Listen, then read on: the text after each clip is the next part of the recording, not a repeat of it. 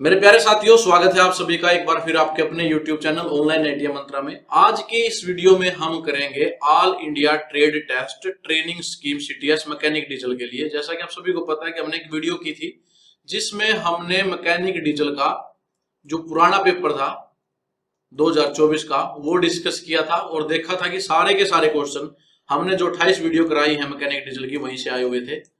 तो जैसा कि मैं पहले ही बता चुका हूं कि जो सीबीटी एग्जाम होता है वो अलग अलग डेट में होता है भाई, चाहे सेम ट्रेड के भी क्यों ना हो, पूरे इंडिया का वो एग्जाम होना है तो ये अलग अलग डेट में और अलग अलग शिफ्ट में हो सकता है। तो 2024 में एमडी का मैकेनिक डीजल का 3 शिफ्टों में पेपर हुआ, 3 अलग अलग तरह के सेट थे भाई जो एग्जाम में आए थे क्वेश्चन। तो हम एक सेट कर चुके हैं, आज ये हमारा दूसरा सेट है। तो आप देख सकते हो यहाँ पर लिखा हुआ all India trade test 2024 for the craftsman training scheme. CTS की स्कीम हम आईटीआई वाली स्कीम को बोलते हैं, जो आईटीआई के बच्चे होते हैं वो सीटीएस स्कीम के अंडर आते हैं। ट्रेड का नेम है डीजल मैकेनिक और ईयर है फर्स्ट ईयर और 1 साल की ट्रेड होती है। यहाँ देख सकते हो मैक्सिमम मार्क्स 150। इसमें हम ट्रेड थ्योरी, डब्ल्यूसीएस और इंजीनियरिंग ड्राइंग और साथ के साथ ईएस के भी क्वेश्चन सारे के सारे टोटल हैं और 75 क्वेश्चनों की वीडियो, लेकिन हम इसको 2 या 3 वीडियो में बनाएंगे। तो सबसे पहले हम आज करेंगे ट्रेड थ्योरी के क्वेश्चन करेंगे भाई। और जब हम ये क्वेश्चन कराएंगे तो आप इन क्वेश्चनों में भी देखोगे इस सेट में भी पूरे के पूरे क्वेश्चन हमारे जो 28 वीडियो करवाई हमने मैकेनिक डीजल की वहीं से पूरा क्वेश्चन पेपर आया हुआ है। तो इस साल भी हमें उम्मीद है कि इस साल भी जो पूरा क्वेश्चन पेपर है इसी जो निमी द्वारा पीडीएफ दी गई थी और हमने 28 वीडियोस पर बना रखी है अच्छे से समझा कर उन्हीं में से आएगा। तो जिस बच्चे ने अभी तक ये 28 वीडियो नहीं देखी है, प्लेलिस्ट में जाकर 28 वीडियो देख ले और आपकी जो प्रिपरेशन है बहुत अच्छी हो जाएगी इन 28 वीडियो से। प्रत्येक क्वेश्चन को हमने बहुत अच्छे से समझाया, कॉन्सेप्ट को क्लियर करने की कोशिश की है, ना कि क्वेश्चनों को रटाने की कोशिश की है। प्रत्येक क्वेश्चन को अच्छे से समझाया है। तो जिसने नहीं देखी वो वीडियो जरूर देख ले। और जो बच्चा चैनल पर पहली बार आया है चैनल को सब्सक्राइब कर लो, बेल आइकन को हिट करके नोटिफिकेशन ऑन कर लो ताकि उसको ऐसे ही आगे आने वाली वीडियोस भी समय से मिलते रहे। और हमारा जो टेलीग्राम चैनल है जिसका लिंक आपको डिस्क्रिप्शन बॉक्स में मिल जाएगा, उसको भी ज्वाइन कर लीजिए पीडीएफ या दूसरी अपडेट के लिए। अब बिना वक्त गवाए शुरू करते हैं हमारी वीडियो। यहाँ आप कुछ नोट देख सकते हो, इसमें लिखा है tick the correct option out of 4 alternative. जो अल्टरनेटिव 4 आपको ऑप्शन दी जाएंगी, 4 ऑप्शन है A1 A2 A3 A4 करके, और 4 में से आपने जो बेस्ट है जो सही आंसर है वो चूज करना है। दूसरा है कि इक्वल मार्क्स है भाई सभी क्वेश्चनों के, 2 नंबर के। प्रत्येक क्वेश्चन कितने नंबर का? 2 नंबर का है। There is no negative marking, इसमें नेगेटिव मार्किंग नहीं है। अगर आपको क्वेश्चन गलत भी हो जाता है तो मार्क्स नहीं कटेंगे। तो देखते हैं पहला क्वेश्चन। पहला क्वेश्चन आपकी स्क्रीन पर इस प्रकार से है। क्वेश्चन है हमारा what is the use of bench voice. भाई जो बेंच वॉइस आप यूज करते हो लैब में, वर्कशॉप में आपने देखा होगा, उस बेंच वॉइस का आपने उपयोग बताना। बहुत आसान क्वेश्चन है।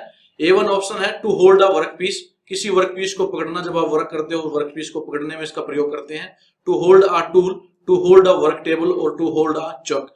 तो जो बेंच वॉइस है सबको पता भी होगा किस काम आता है। To hold the work piece को पकड़ने का काम आता है। फिर हम उस पर कोई भी जो ऑपरेशन करना होता है वो ऑपरेशन करते हैं ताकि वर्क पीस हमारा इधर उधर ना जाए। उसको अच्छे से फिट करने के लिए, सेटिंग करने के लिए हम बेंच वॉइस में उसको फिट करते हैं, फिर उस पर ऑपरेशन करते हैं। तो इसका आंसर क्या हो जाएगा? A1 हो जाएगा। A1 पर टिक करेंगे। और मैं क्वेश्चनों को थोड़ा जल्दी कराने की कोशिश करूंगा क्योंकि इन क्वेश्चनों को मैं अच्छे से हमारी 28 वीडियो में समझा चुका हूं। अब दोबारा हम इस पर वेस्ट नहीं करेंगे समय।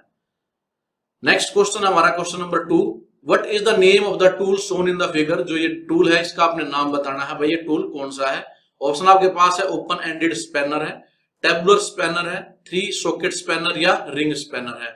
तो आप इसको जो टीक की शेप में होता है इस प्रकार से, और यहाँ पर देख सकते हो यहाँ पर एक ग्रुप बने हुए हैं, ये होता है हमारा सॉकेट स्पैनर। तो इसका आंसर हो जाएगा हमारा A3 पर टिक करेंगे, सॉकेट स्पैनर है। नेक्स्ट क्वेश्चन देखते हैं, क्वेश्चन नंबर 3। क्वेश्चन 3 इस प्रकार से है which measuring instrument is use to measure the inside, outside and depth of the work piece. भाई कौन सा इंस्ट्रूमेंट, कौन सा जो यंत्र है वर्क पीस के अंदर, बाहर और गहराई, तीनों चीजों को मापने के लिए हम उसको यूज कर सकते हैं। ऑप्शन आपके पास है स्टील रूल, बी है आउटसाइड माइक्रोमीटर, हमारा A3 है डायल कैलिपर और A4 है हमारा वर्नियर कैलिपर। भाई जो हमारा इनसाइड, आउटसाइड और डेप्थ तीनों चीजें मेजर कर सकता है उस यंत्र का नाम होता है हमारा वर्नियर कैलिपर। तो इस क्वेश्चन का आंसर क्या हो जाएगा? हमारा A4 पर टिक करेंगे। तो वर्नियर कैलिपर से तीनों चीजें मापी जा सकती हैं, नहीं तो अलग अलग मेजरमेंट के लिए अलग अलग इंस्ट्रूमेंट की जरूरत पड़ती है। नेक्स्ट क्वेश्चन हमारा क्वेश्चन नंबर 4। क्वेश्चन इस प्रकार है which part of the vernier caliper is use to measure the depth. भाई वर्नियर कैलिपर का कौन सा भाग गहराई को मापने के लिए उपयोग किया जाता है? अभी पिछले क्वेश्चन में हमने देखा था वर्नियर कैलिपर हमारी इनसाइड, आउटसाइड एंड डेप्थ है, तीनों के मेजरमेंट के लिए यूज कर सकते हैं। अब पूछा गया है कि वर्नियर कैलिपर को कौन सा पार्ट यूज किया जाता है मेजरिंग डेप्थ, डेप्थ को मेजर करने के लिए? बीम जी नहीं, स्लाइडिंग यूनिट जी नहीं, फिक्स्ड जा जी नहीं, डेप्थ मेजरिंग ब्लेड, गहराई मापने वाले ब्लेड का प्रयोग किया जाता है। तो A4 पे हम जाएंगे, इसका आंसर रहेगा हमारा A4। आप यहां से इसको रिलेट भी कर सकते हो, क्या मेजर करना आपने? डेप्थ मेजर करना। और यहां भी देखो क्या लिखा हुआ है, डेप्थ मेजरिंग ब्लेड, तो इसको आप रिलेट कर सकते हो डेप्थ से, डेप्थ को, और हमारा आंसर क्या हो जाएगा? हमारा A4 हो जाएगा। नेक्स्ट क्वेश्चन देखते हैं, क्वेश्चन नंबर है 5, which instrument is use to check the inside size of the slot? भाई स्लोट के अंदरूनी आकार की जांच करने के लिए किस प्रकार के उपकरण का प्रयोग किया जाता है?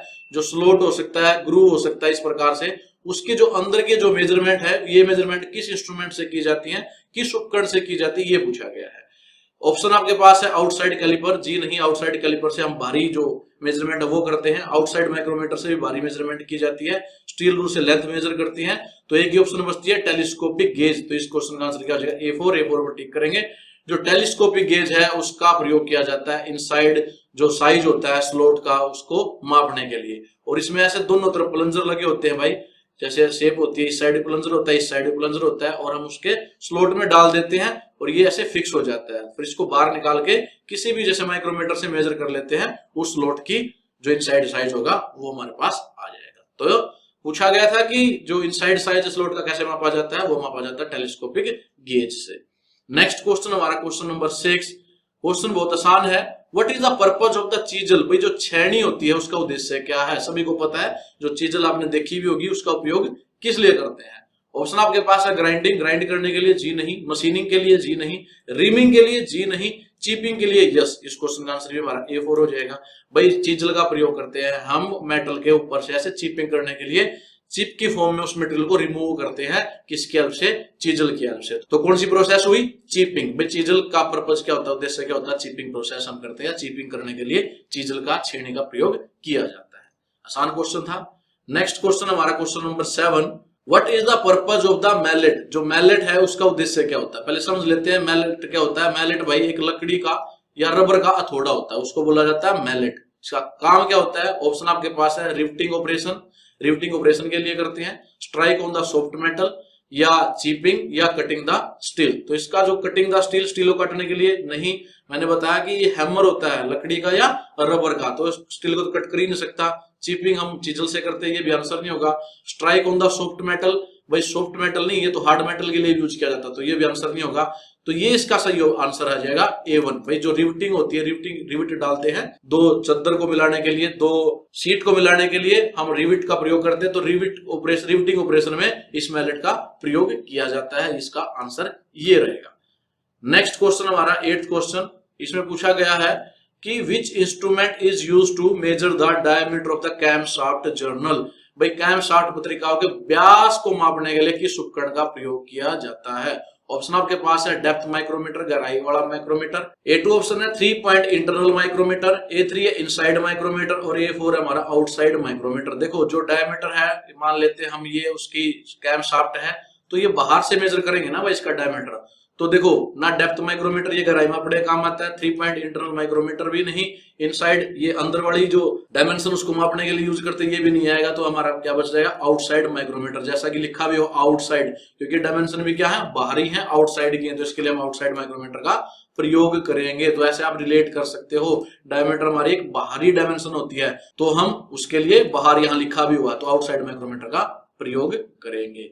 नेक्स्ट क्वेश्चन हमारा क्वेश्चन नंबर 9। क्वेश्चन है which material is used in the outside micrometer anvil? जो आउटसाइड माइक्रोमीटर का एनविल है उसको बनाने में किस सामग्री का उपयोग किया जाता है? ऑप्शन आपके पास है ब्रास यानी कि पीतल, बी है ब्रोंज, सी है कार्बन, और डी है हमारा कार्बाइड। तो याद रखना जो एनविल होता है भाई, ये बार बार जो हम जब मेजरमेंट लेते हैं तो हमारे मटेरियल के कांटेक्ट में आता है, तो ये ना घिसे, इसका वियर जल्दी ना हो, इसलिए ये हार्ड मटेरियल का बना जाता है, तो उसके लिए हम यूज करते हैं कार्बाइड। तो इस क्वेश्चन का आंसर क्या हो जाएगा? हमारा A4 हो जाएगा। नेक्स्ट क्वेश्चन देखते हैं 10th क्वेश्चन। 10th क्वेश्चन में पूछा गया है what is the name of the measuring instrument, भाई चित्र में जो इंस्ट्रूमेंट दिया गया है, यंत्र है, उपकरण है, उसका आपने नाम बताना है। तो ये हमारा डेप्थ गेज है, जी नहीं। बोर डायल गेज है, जी हाँ, यही आंसर हो जाएगा। टेलीस्कोपिक गेज, जी नहीं। वर्नियर गेज, जी नहीं। तो भाई ये हमारा है बोर डायल गेज। इस क्वेश्चन का आंसर क्या हो जाएगा, A2 हो जाएगा। ये बोर यानी कि देखो ये अंदर वाला बोर होल के साइज को मेजरमेंट करने के लिए इसका उपयोग किया जाता है, बोर डायल गेज का। नेक्स्ट क्वेश्चन है what is the name of the part marked as X in the figure, भाई जो एक्स पार्ट है इस पार्ट का आपने नाम बताना है। जो इंस्ट्रूमेंट है इसका ये पार्ट एक्स है, इसको क्या कहते हैं। ऑप्शन आपके पास है एनविल, क्लैंप, प्लंजर या स्टैम्प। तो ये जो वाला पार्ट है इस पार्ट को हम क्लैंप बोलते हैं, जिसकी मदद से इसको होल्ड या दबाने का काम किया जाता है। तो इस क्वेश्चन का आंसर क्या हो जाएगा हमारा, A2 हो जाएगा। A2 पर टिक करेंगे। नेक्स्ट क्वेश्चन हमारा क्वेश्चन नंबर 12। क्वेश्चन नंबर 12 में पूछा गया which instrument is used to check the end play of the crankshaft, पे जो क्रैंकशाफ्ट में प्ले आ जाती है उस एंड प्ले को चेक करने के लिए किस उपकरण का या यंत्र का प्रयोग किया जाता है। ऑप्शन आपके पास है dial test indicator, telescopic gauge, bore dial gauge या स्लिप गेज। तो उसके लिए यूज किया जाता है डायल टेस्ट इंडिकेटर का। तो इस क्वेश्चन का आंसर क्या हो जाएगा हमारा A1 पर टिक कर देंगे। याद रखना जो एंड प्ले होती है क्रैंकशाफ्ट की किससे मेजर की जाती है, डायल टेस्ट इंडिकेटर में। तो मेरे प्यारे साथियों आप देख रहे हो अभी तक, या आगे वाले क्वेश्चन भी देखोगे, सारे के सारे क्वेश्चन 28 वीडियो में से है जो हमने करवा रखे अपने चैनल पे, और प्रत्येक क्वेश्चन को हमने अच्छे से समझा रखा है। जिस बच्चे ने वो वीडियो अच्छे से देख रखे होंगे उसको सारे क्वेश्चन आते भी होंगे।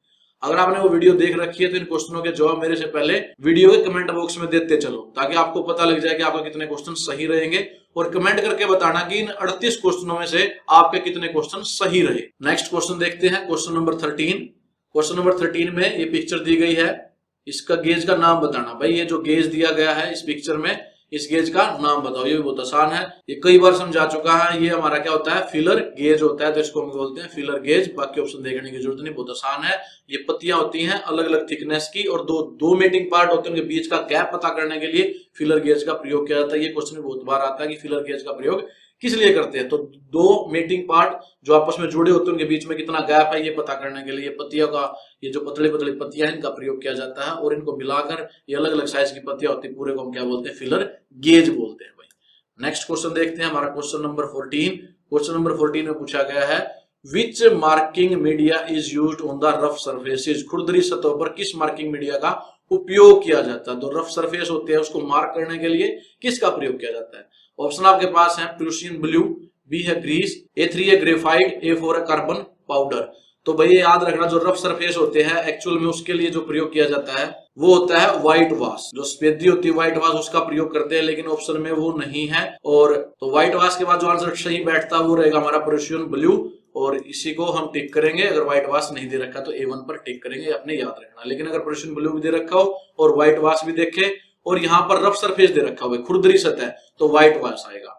और रफ की जगह यहाँ पर आ जाए स्मूथ सरफेसेस, स्मूथ के लिए हमारा प्रूशियन है। तो याद रखना स्मूथ के लिए प्रूशियन और रफ सरफेस के लिए व्हाइट वाश, लेकिन यहाँ व्हाइट वाश ऑप्शन में ही नहीं है, तो इसलिए हम प्रूशियन ब्लू पर टिक कर देंगे, ये राइट आंसर है। नेक्स्ट क्वेश्चन हमारा 15। क्वेश्चन 15 में चित्र दिया गया है उपकरण का, इक्विपमेंट का, उसका नाम बताना। What is the name of the equipment shown in the figure. तो ये भी क्या हमारा आप सभी को पता है, देखते ही पता भी लग गया, और ये क्या हमारी सरफेस प्लेट है। ऑप्शन देख लेते हैं, A1 है marking of the table, A2 है एंगल प्लेट, A3 है वी ब्लॉक और A4 हमारा पैरेलल ब्लॉक। लेकिन सरफेस प्लेट नहीं है, तो इस पर हम टिक करेंगे हमारा मार्किंग ऑफ टेबल। तो जो मार्किंग ऑफ टेबल और सरफेस प्लेट एक ही बात है, लगभग एक जैसी ही होती है। तो मार्किंग ऑफ टेबल मिल जाए या सरफेस प्लेट मिल जाए तो आंसर हमारा यही रहेगा, A1 पर टिक करेंगे। नेक्स्ट क्वेश्चन देखते हैं हम 16। ये तो बहुत ही आसान क्वेश्चन है, सभी को आता भी होगा। What is the SI unit of the length. भाई लेंथ की जो SI यूनिट होती है वो क्या होती है, लेंथ को किस में मेजर करते हैं, फीट में, जी नहीं, सेंटीमीटर में, जी नहीं, मीटर में, यस। जो याद रखना भाई लेंथ की SI यूनिट मीटर होती है। हालांकि देखो लेंथ फीट में भी मापी जाती है, सेंटीमीटर में और किलोमीटर में भी, लेकिन यहाँ SI यूनिट पूछी गई। तो याद रखना जो SI यूनिट होती है लेंथ को मेजर करने की वो होती है हमारी मीटर। तो A3 पर टिक करेंगे। ऐसा क्वेश्चन मैथ में भी आ सकता है, जो WCS जिसको आप बोलते हो। नेक्स्ट क्वेश्चन हमारा 17 क्वेश्चन में पूछा गया है कि which instrument is used to check the right angle. जो राइट एंगल होता है 90 डिग्री कोण है उसको चेक करने के लिए कौन से इंस्ट्रूमेंट का या उपकरण का प्रयोग किया जाता है। स्टील रूल, जी नहीं। ट्राई स्क्वायर, बिल्कुल हाँ। ट्राई स्क्वायर जिसको हम गुनिया भी कहते हैं हिंदी में, उसका प्रयोग किया जाता है 90 डिग्री के एंगल को मेजर करने के लिए, और इस प्रकार से वो शेप में होता है, इस प्रकार का होता है गुनिया, और इसका एंगल भी कितना होता है, 90 डिग्री का होता है।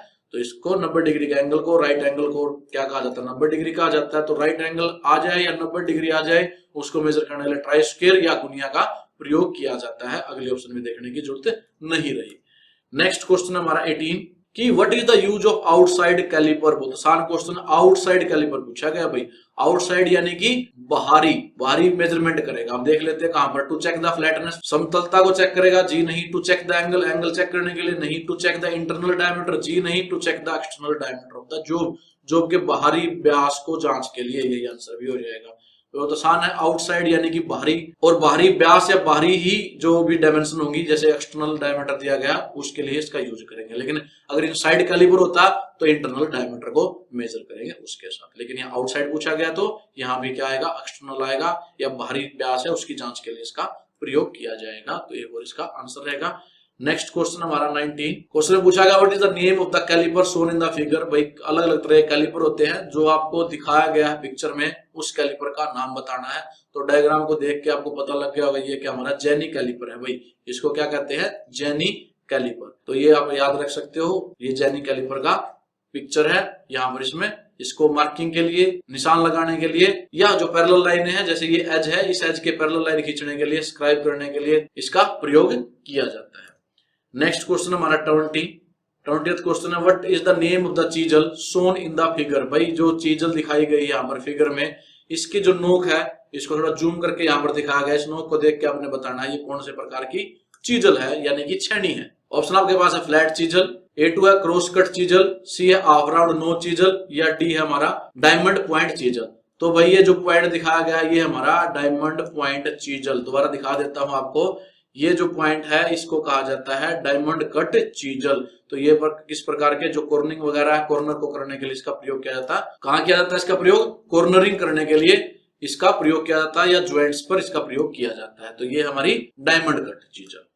नेक्स्ट क्वेश्चन देखते हैं 21 what is the name of the tool shown in the figure. भाई इस टूल का नाम बताना, ये भी आसान है। इसमें जो 3 लेग होती हैं जिसकी, और इस प्रकार से बना होता है, यहाँ पर थ्रेड कटे होते हैं, इसको हम बोलते हैं पुलर। ये क्या होता है हमारा, पुलर होता है। A2 पर टिक करेंगे। जैक भी नहीं है, रेंच भी नहीं है, एक्सट्रैक्टर भी नहीं है। पुलर का काम क्या होता है, जो बहुत टाइट पुली है उसको शाफ्ट से दूर करना हो, उसको निकालना हो, उसके लिए प्रयोग करते हैं। बियरिंग या गियर आदि को रिमूव करने के लिए, जैसे बियरिंग है, गियर है, या शाफ्ट से पुली वगैरह को रिमूव करने के लिए इसका प्रयोग किया जाता है। तो इसका नाम भी पुलर है। पुली से याद रख सकते हो भाई, शाफ्ट पे मान लिया कोई पुली है वो टाइटली फिट है, उसको रिमूव करना तो इसके लिए पुलर का प्रयोग किया जाता है। तो पुली से पुलर बनेगा, इसको ऐसे आप याद रख सकते। नेक्स्ट क्वेश्चन हमारा 22 क्वेश्चन में पूछा गया है which material is use to make the Allen key. आपने एलन की देखी होंगी भाई, अलग अलग सेट आता है ऐसे एलन की का। तो इसमें पूछा गया जो एलन की है उसको बनाने के लिए किस सामग्री का प्रयोग किया जाता है। कास्ट आयरन, जी नहीं। एल्यूमिनियम अलॉय, जी नहीं। हाई स्पीड स्टील, जी नहीं। क्रोम वेनेडियम स्टील, यस ये आंसर हो जाएगा भाई, क्योंकि ये थोड़ा सा हार्ड मटेरियल से बनाई जाती है, और इसका जो रेजिस्टेंस है वियर के प्रति ज्यादा होना चाहिए। इस पे क्रोजन भी नहीं लगना चाहिए, ऐसा ना इसको जंग लग जाए। तो जंग प्रतिरोधक क्षमता इसकी अच्छी होनी चाहिए। तो जो क्रोम वेनेडियम स्टील होता है भाई, उसमें क्रोजन रेजिस्टेंस, उसमें जंग बहुत कम लगता है या लगता ही नहीं। क्रोजन रेजिस्टेंस प्रॉपर्टी भी होती है, वियर रेजिस्टेंस भी होता है, घिसता भी नहीं। इसलिए इसमें एलन की में इसका प्रयोग किया जाता है, किसका, क्रोम वेनेडियम स्टील का। नेक्स्ट क्वेश्चन है हमारा 23, ये भी आसान क्वेश्चन है भाई। जो चित्र में दिखाया गया है ये स्पैनर, इस स्पैनर का आपने नाम बताना है। तो आप देख सकते हो ये स्पैनर यहाँ पर ऐसे ऐसे इसमें हुक्सा बना हुआ है, और ये स्पैनर की टाइप होती है। तो इस स्पैनर का आपने नाम बताना है। तो इस स्पैनर को क्या कहा जाता है। ऑप्शन आपके पास है सॉकेट स्पैनर, जी नहीं। टेबलर स्पैनर, जी नहीं। हुक स्पैनर, यस ये है हमारा हुक स्पैनर। हुक की तरह दिखा था ना, ऐसे इसमें ऐसे बना हुआ है, तो ये हुक की तरह बना हुआ है, इसी की वजह से इसको हुक स्पैनर कहा जाता है। एडजस्टेबल स्पैनर भी आंसर नहीं है। A3 पर टिक करेंगे। दोबारा दिखा देता हूं चित्र आपको, ये देखो यहाँ पर ये ऐसे स्लॉट में फिक्स हो जाता है। ये वाला हुक जो है, ये वाला जो हुक है यहाँ पर आप देख सकते हो, ये जो हिस्सा है इधर वाला, तो इसको इसीलिए क्या बोलते हैं, हुक स्पैनर कहा जाता है। नेक्स्ट क्वेश्चन देख लेते हैं 24, बहुत आसान क्वेश्चन है। What is the least count of the vernier caliper in the metric system. Metric system में वर्नियर कैलिपर की सबसे कम जो मेजरमेंट है वो क्या होगी। लिस्ट काउंट का मतलब होता है किसी भी इंस्ट्रूमेंट का लिस्ट काउंट उसे कहते हैं जो मेजरमेंट वो इंस्ट्रूमेंट ले सकता कम से कम। वो कितनी मेजरमेंट ले सकता है। तो ये पूछा गया वर्नियर कैलिपर का लिस्ट काउंट, यानी कि वर्नियर कैलिपर कम से कम कितनी मेजरमेंट कर सकता है। तो आप याद रखोगे जो वर्नियर कैलिपर है उसका लिस्ट काउंट 0.02 मिलीमीटर होता है। तो ये हमारा ऑप्शन में कहा A3 में। और जो पिछला सेट था उसमें माइक्रोमीटर का लिस्ट काउंट पूछा गया था, माइक्रोमीटर का लिस्ट काउंट 0.01 mm होता है। तो दोनों आपको याद होना चाहिए, वर्नियर कैलिपर का 0.02 और हमारा माइक्रोमीटर का 0.01 mm होता है। तो दोनों आपने याद रखना। नेक्स्ट क्वेश्चन देखते हैं 25। Which measuring instrument is used to measure the diameter of the piston pin. भाई पिस्टन पिन के डायमीटर को मेजर करने के लिए कौन से यंत्र का प्रयोग किया जाता है। अब फिर वही बात है, डायमीटर क्या होता है, बाहरी, भाई जो बाहर की तरफ होती हुई तो मेजरमेंट है, ये बाहर की डायमेंशन है, तो इसके लिए कोई बाहरी ही यंत्र का प्रयोग किया जाएगा। जैसे डेप्थ माइक्रोमीटर, जी नहीं, ये तो गहराई मापने के लिए यूज करेंगे। इनसाइड अंदर वाले डायमेंशन के लिए आउटसाइड माइक्रोमीटर, बिल्कुल यही आंसर भी हो जाएगा भाई, आउटसाइड माइक्रोमीटर, यानी कि जो बाहरी डायमेंशन मेजर करेगा, इसलिए उसको आउटसाइड कहा जाता है। तो यहाँ जो डायमीटर होता है वो बाहर वाली जो डायमेंशन है, बाहरी डायमेंशन है, तो इसलिए इसको क्या बोलेंगे, आउटसाइड माइक्रोमीटर। वो यंत्र है जो मेजरमेंट के लिए यूज किया जाता है डायमीटर ऑफ पिस्टन पिन के। 3 पॉइंट इंटरनल माइक्रोमीटर भी इसका आंसर नहीं है। नेक्स्ट क्वेश्चन हमारा 26 में पूछा गया है कि which chisel is used for squaring material at the corner. Corner पर सामग्री को वर्गाकार करने के लिए किस छेनी का प्रयोग किया जाता है।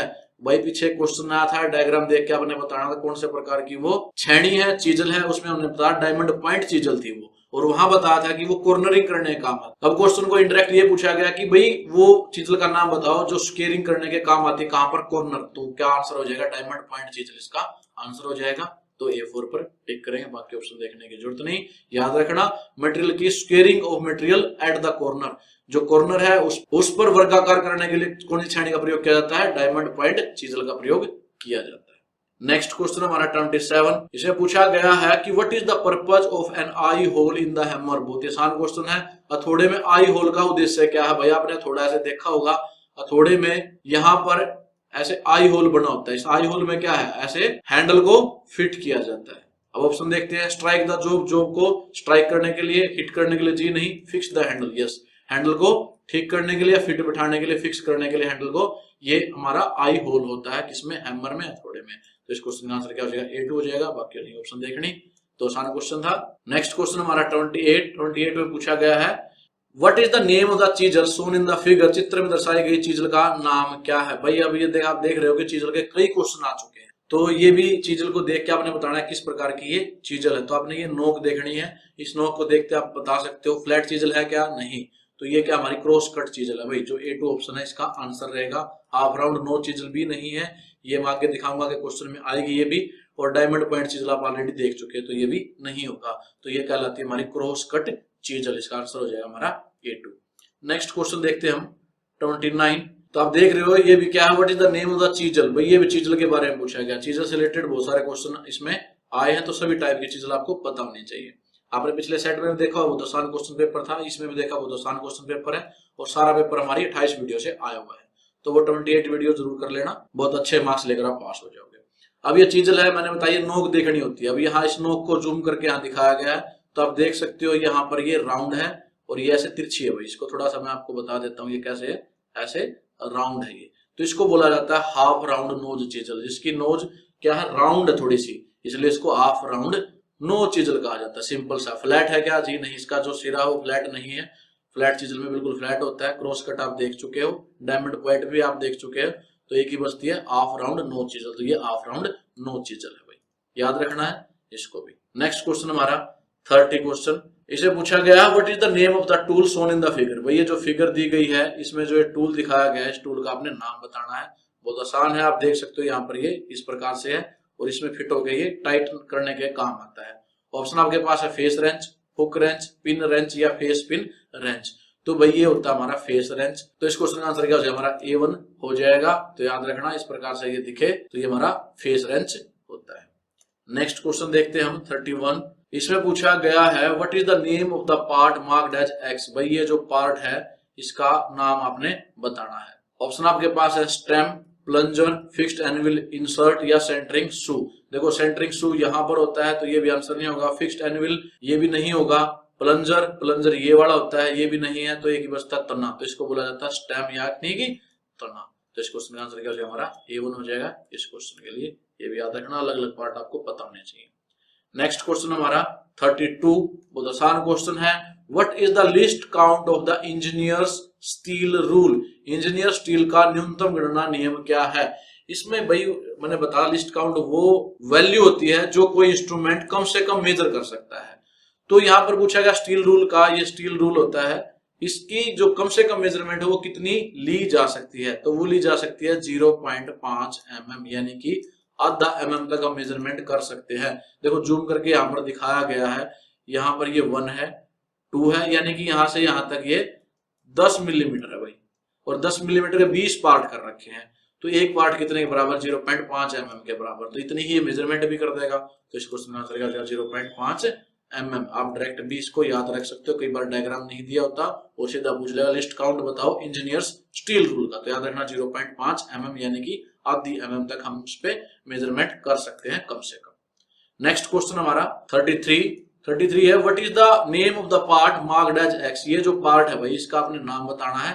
इसमें इसको क्या कहेंगे? स्नग जी नहीं, स्पिंडल जी नहीं। A3 है गाइड पिन, यस यही इसका आंसर भी हो जाएगा भाई। ये गाइड पिन है, रोकर आर्म भी नहीं है, तो ये गाइड करने के लिए जब इसकी मेजरमेंट करते हैं तो ये गाइड पिन है, गाइड करने के काम आती है। A3 इसका आंसर हो जाएगा, A3 पर टिक करेंगे। नेक्स्ट क्वेश्चन हमारा 34, ये भी आसान क्वेश्चन है। क्वेश्चन में पूछा गया what is the name of the hammer part marked as X? भाई ये जो पार्ट है इस पार्ट को क्या कहेंगे? देखो पिछले क्वेश्चन में आई होल पूछा गया, ये होता है भाई आई होल, में दिखा भी देता हूँ। इस आई होल का काम क्या होता है? ये जो हैंडल है इसी में फिक्स होता है, तो फिक्स द हैंडल उसका काम था। अब ये वाला जो पार्ट है ये पूछा गया है, इसको क्या कहते हैं? इसको बोलते हैं हम चिक। तो इस क्वेश्चन का आंसर क्या हो जाएगा? A1 हो जाएगा। आप सभी को पार्ट पता भी होंगे, अलग अलग पार्ट होते हैं हैमर के, और सभी का आपको पता होने भी चाहिए, कोई ना कोई पूछ लेता है फेस क्या होता है, वेज क्या होता है, आई होल क्या होता है, चिक क्या होता है, पिन क्या होता है, तो ये सारी चीजें आपको पता होनी चाहिए। नेक्स्ट क्वेश्चन हमारा 35, क्वेश्चन में पूछा गया है what is the name of the voice? भाई जो डायग्राम में वॉइस दिखाया गया इसका आपने नाम बताना है। ये वॉइस है, इस वॉइस को क्या कहते हैं? सिंपल है, ये भी पाइप वॉइस है जी नहीं, हैंड वॉइस है जी नहीं, पिन वॉइस है जी नहीं, ये हमारा बेंच वॉइस। तो इस क्वेश्चन का आंसर क्या हो जाएगा? A4 हो जाएगा। ये बेंच वॉइस और बेंच पर लगता है इसलिए इसको बेंच वॉइस कहा जाता है, बेंच पे फिक्स किया जाता है भाई। और ये यहाँ पर वर्कपीस को होल्ड करने के लिए, पकड़ने के लिए इसका प्रयोग करते हैं।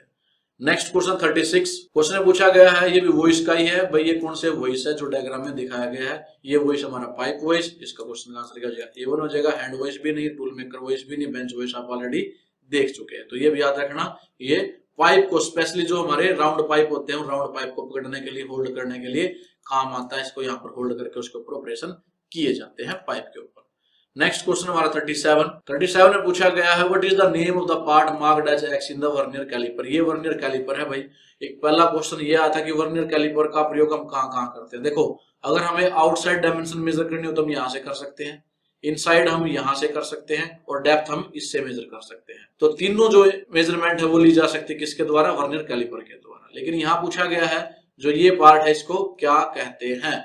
बीम जी नहीं, लॉक स्क्रू जी नहीं, स्लाइडिंग यूनिट यस, ये क्या कहलाती है? स्लाइडिंग यूनिट कहलाती है। A3 इसका आंसर होगा, क्योंकि ये इधर वाले जो जा है ए और ये दोनों फिक्स होते हैं।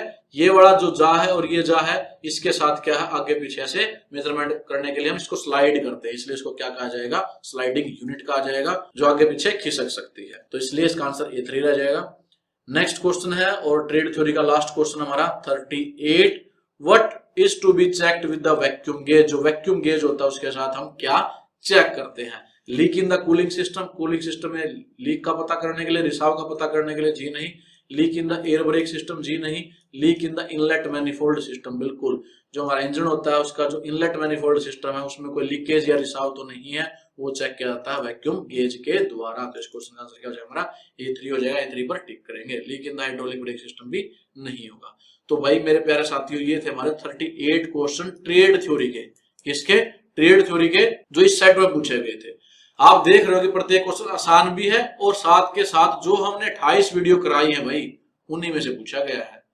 तो अगर आप अच्छे से प्रिपरेशन करना चाहते हो, अभी तक आपने तैयारी नहीं की है, तो इन 28 वीडियोज को देख लीजिए। आपके एग्जाम के दिन नजदीक है, उनमें आप इन 28 वीडियो को देख लो। प्रत्येक जो वीडियो में क्विज के क्वेश्चन मैंने पूछे हैं, और क्विज के क्वेश्चन इतने इंपॉर्टेंट है कि वो आप देख रहे हो किसी न किसी सेट में जरूर पूछे गए हैं। तो उन क्विज के क्वेश्चनों के जवाब भी कमेंट बॉक्स में जरूर देना, और अच्छे से प्रिपरेशन करो, तैयारी करो। आप बहुत अच्छे मार्क्स लेकर पास हो जाओगे अगर उन 28 वीडियो को अच्छे से कर लेते हो तो। और जिसने 28 वीडियो कर ली हैं तो मैंने 2 सेट करवा दिए भाई, सेट 1 और सेट 2। इन क्वेश्चनों को आप लगा कर देखो, कमेंट करके बताओ कितने आंसर आपके ठीक हुए। इसके बाद एक सेट और बचता है, सेट 3, वो भी मैं जल्दी ही करवाने वाला हूँ, उसको भी आपके एग्जाम से पहले करवा। तो धन्यवाद आप सभी का वीडियो देखने के लिए, अंत तक वीडियो बने रहने के लिए। जल्दी मिलेंगे अपनी नेक्स्ट वीडियो में, तब तक के लिए जय हिंद, जय भारत।